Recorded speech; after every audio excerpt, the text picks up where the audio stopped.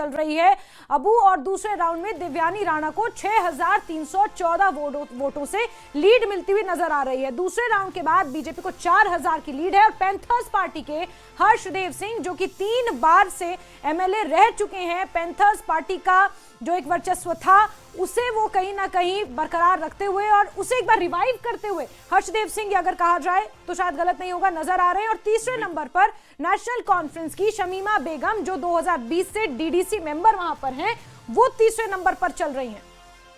तो बिल्कुल नगरोटा में तस्वीर बहुत हद तक साफ होती जा रही है, और क्योंकि 1.5 घंटे काउंटिंग को गुजर चुके हैं और 1.5 घंटा बहुत होता है, शुरुआती रुझान अब एक तरह से खत्म हो गए और अब जो भी चीजें होंगी आगे बढ़ेंगी वो नतीजों की तरफ बढ़ेंगी। और खासतौर से नगरोटा और बडगाम की बात करें, यहां पर जो नतीजे आएंगे वो एक तरह से नतीजों और रिजल्ट में ही बदलते हुए चले जाएंगे। तो नगरोटा की खासतौर से हम बात कर रहे हैं जहां पर तस्वीर बहुत हद तक साफ है, और बडगाम की देखिए इस वक्त बड़ी खबर आ रही है, और नगरोटा की जो का ग्राफिक्स है वो हम आपको दिखा दें। दरअसल नगरोटा उपचुनाव में मतगणना जारी है, हर्षदेव सिंह और दिव्यानी राणा के बीच में मुकाबला माना जा रहा है। दिव्यानी राणा हालांकि एक बड़ी बढ़त, शुरुआत में ही उन्होंने तकरीबन 4,000 वोटों की बढ़त बना ली है, और क्योंकि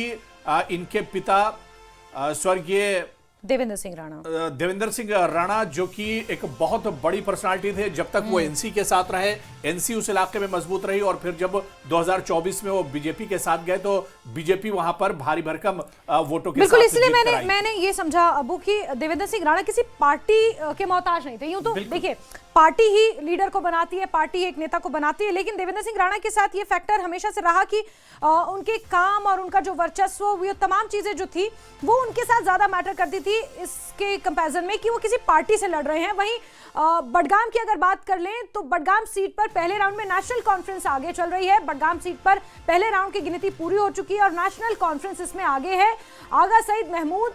1152 वोटों से आगे चल रहे हैं, 3,000 से ज्यादा वोटों की गिनती वहां पर हो चुकी है, और पहले राउंड में आगा सईद महमूद जो कि नेशनल कॉन्फ्रेंस के उम्मीदवार हैं वो आगे चल रहे हैं। और हमारे सहयोगी हमारे साथ जुड़े हुए हैं, लगातार समीर हमारे साथ बने हुए हैं और सरोज हमारे साथ जुड़े हैं। नगरोटा का हम जिक्र कर रहे हैं बहुत ज्यादा, लेकिन एक बार बडगाम का भी देख लेते हैं नंबर गेम। सरोज, 1152 वोटों से आगा सईद महमूद आगे चल रहे हैं, और काफी हद तक ये प्रिडिक्टेबल भी है कि नेशनल कॉन्फ्रेंस यहां से लीड ले सकती है। और बिल्कुल सरोज, इतना तो जरूर है कि ये नेशनल कॉन्फ्रेंस के लिए थोड़ी सी राहत की खबर है।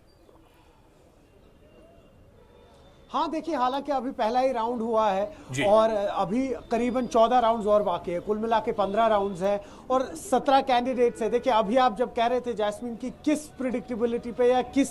जजमेंट या